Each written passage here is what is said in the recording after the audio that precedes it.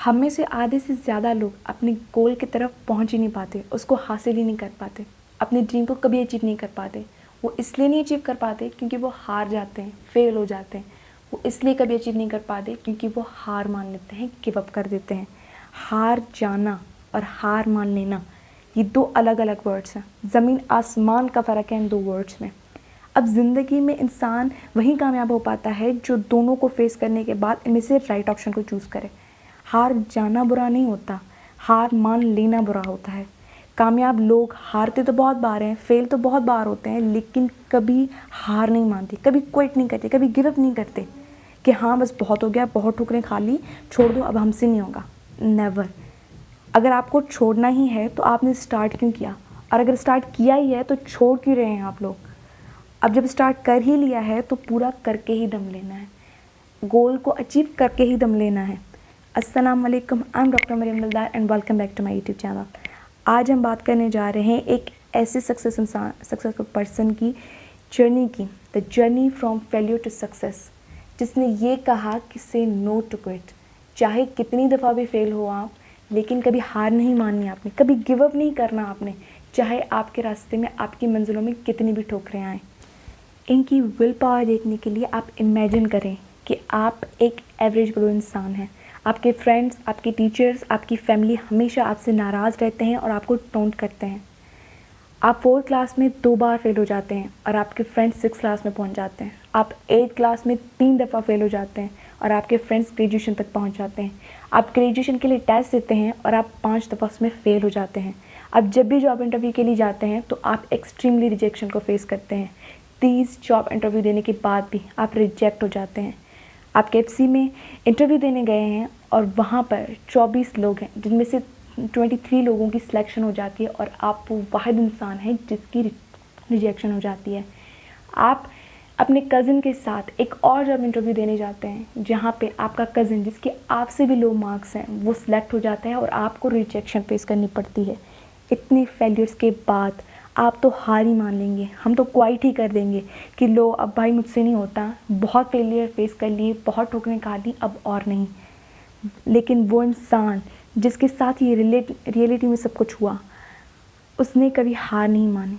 Jack Ma, the owner of Alibaba and the second richest person of the Asia, वो इंसान जब दुनिया हार मान चुकी थी तो उस एक ने हार नहीं मानी कि जब पूरी दुनिया ने उसे रिजेक्ट कर दिया, पूरी दुनिया ने कहा कि वो नहीं कर सकता, तब उसने कर दिखाया। जैक मा 15 अक्टूबर 1964 चाइना के शहर हांगझो में पैदा हुए। उनकी फैमिली बहुत ही पुअर फैमिली थी, जिनकी एक छोटी बहन और एक छोटा भाई था, जिनके पेरेंट्स इतना अफोर्ड नहीं कर सकते थे कि वो उनको पाल सकें या उनकी एजुकेशन को फुलफ़िल कर सकें।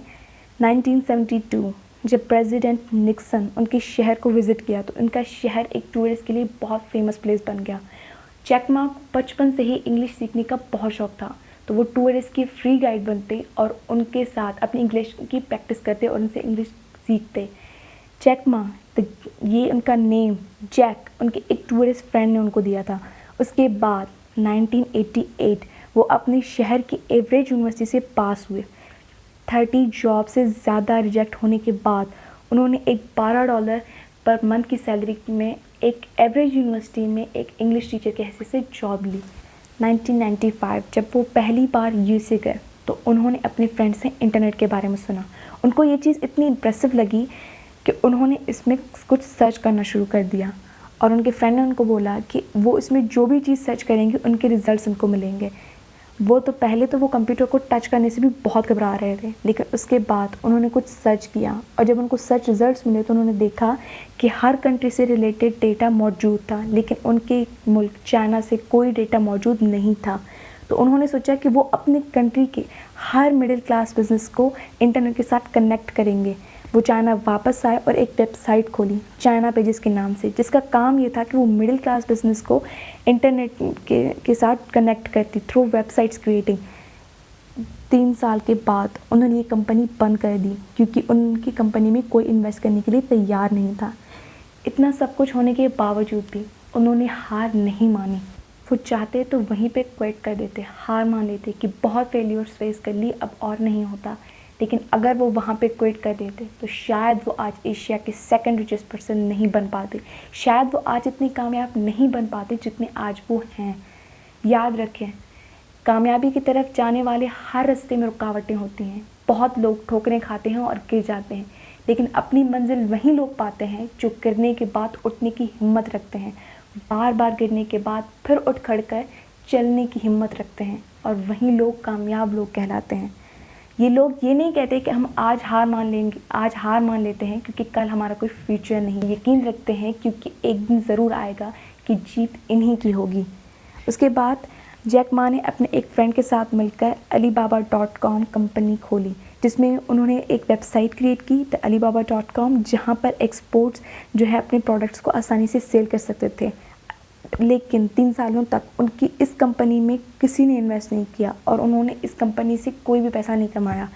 आखिरकार अक्टूबर 1999 में उनको 5 मिलियन की रेस हुई और यूँ उनकी सक्सेस पीरियड स्टार्ट हुई, जिसके बाद याहू ने $1 बिलियन उनकी कंपनी में इन्वेस्ट किया, जो कि अलीबाबा कंपनी के लिए एक बहुत बड़ी इन्वेस्टमेंट थी, यानी जैक मा के लिए एक बहुत बड़ी सक्सेस।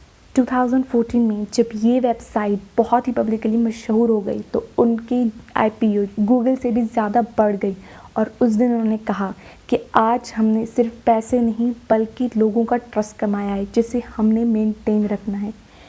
ये ना तो रुके, ना कभी अपनी स्ट्रगल पीरियड में थके, और ना ही इन्होंने हार मानी। स्ट्रगल करना मुश्किल नहीं होता, लेकिन स्ट्रगल को मेंटेन रखना मुश्किल होता है।